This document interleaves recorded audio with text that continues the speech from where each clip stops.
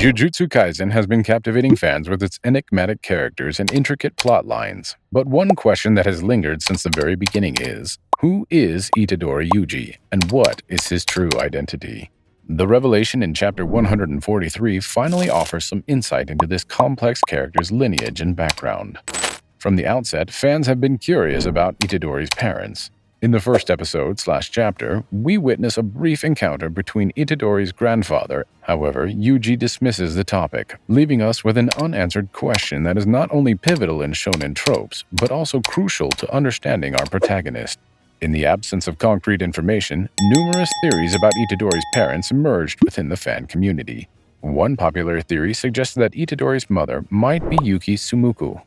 This speculation was, however, dispelled by Gege Akutami in an interview, leaving fans eager for the official reveal.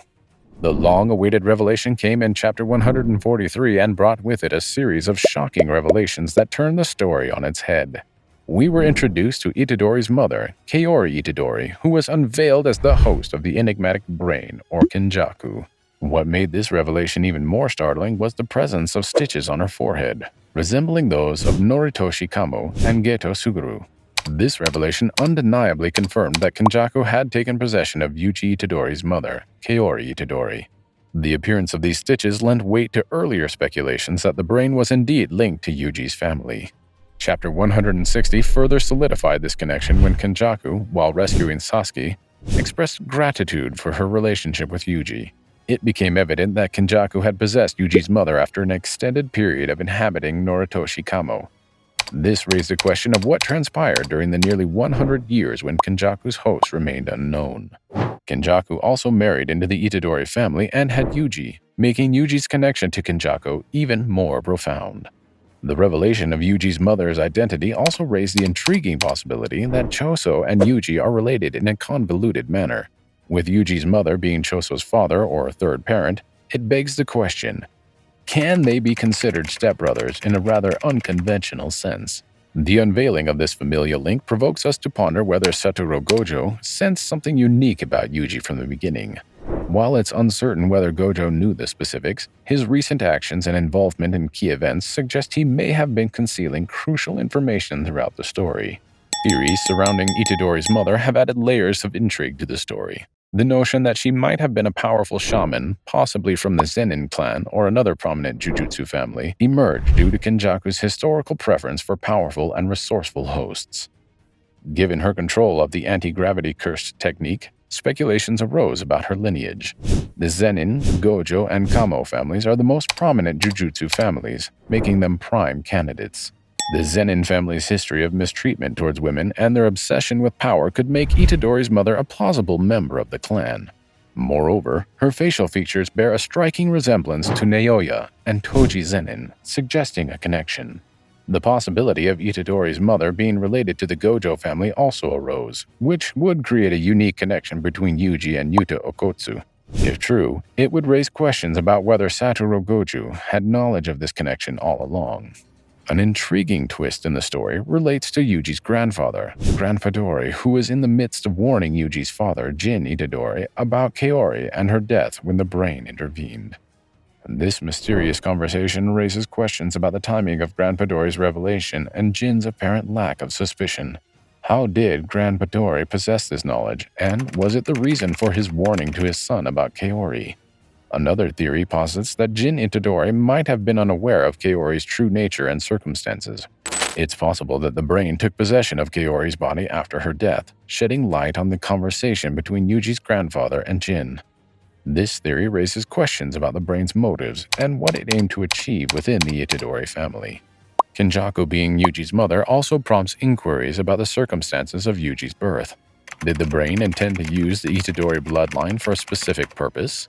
Yuji's extraordinary abilities, even without a curse technique, have been a focal point of the story, and he possesses a rare aptitude for handling cursed energy and even suppressing Sukuna, the king of curses. The Annihilation Migration Plan initiated by Kenjaku suggests that Yuji's creation may not have been coincidental. The revelation regarding Yuji's parents adds complexity to the story and raises questions about the brain's intentions within the Itadori family. Why did the brain choose to possess Yuji's mother? And what strategic advantage did it gain from this possession? The long-standing mystery of Yuji's father is also addressed in Chapter 143. Yuji's father, Jin Itadori, is introduced to the readers, offering a glimpse into the family's dynamics. However, Jin's faith in Yuji's mother and his apparent dismissal of Grandpa Dori's concerns raises questions about the true nature of their relationship. Choso's revelation that he and his brothers had 3 parents and his mother experienced 9 pregnancies opens up the possibility that Jin Itadori was more involved in the situation than initially believed. This darker possibility suggests that Jin might have been complicit in allowing Kenjaku to possess his wife, a scenario that could have devastating consequences for Yuji's understanding of his family and himself. Another lingering question surrounds the fate of Itadori's parents. While there is no direct confirmation, circumstantial evidence indicates that both of Yuji's parents are deceased. Kenjaku's possession of Geto's body strongly suggests that Yuji's mother Kaori is no longer alive. The ominous warning issued by Yuji's grandfather adds weight to the belief that even Jin Itadori might have met a tragic end. The story is likely to reveal the circumstances and timing of their deaths as it progresses, possibly using this information as leverage in the unfolding narrative. There is a discrepancy, however, regarding the brain's actions. In the Jujutsu Kaisen fanbook, Gege Akatami mentioned that Kenjaku could use the reverse curse technique to heal the stitches of the body it possesses. Despite this claim, the stitches in Getu's forehead remain visible even after a considerable amount of time has passed since Kenjaku possessed him. This raises questions about Kenjaku's intentions and whether it plans to switch bodies in the near future. One thing to mention, while Itadori may not possess the awe-inspiring abilities of some of his sorcerer counterparts, he harbors a unique talent: the ability to control and suppress Ryomen Sukuna, one of the most malevolent curses known to the Jujutsu world.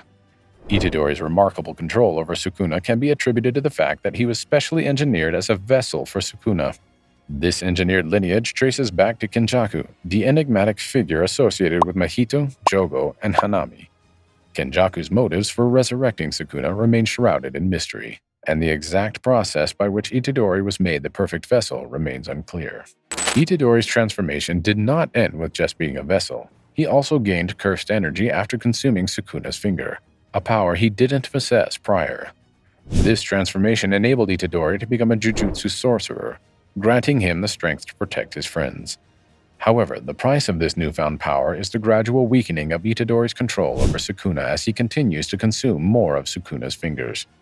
Itadori's ability to has a limit, and it's a limit that constantly looms over him. As Itadori consumes more of Sukuna's fingers, Sukuna's influence within him grows stronger, making it increasingly challenging for Itadori to maintain control. With 4 fingers already devoured, the ominous question of whether Itadori will lose control over Sukuna entirely hovers in the background. Although it's not confirmed, some speculate that once Itadori consumes a specific number of fingers, potentially around 15, his ability to suppress Sukuna might be completely eliminated. At first glance, it seems that Gojo's primary goal is to prevent Itadori's execution until he consumes all of Sukuna's fingers. This move on the surface appears to be a high-risk, high-reward strategy to eliminate Sukuna for good.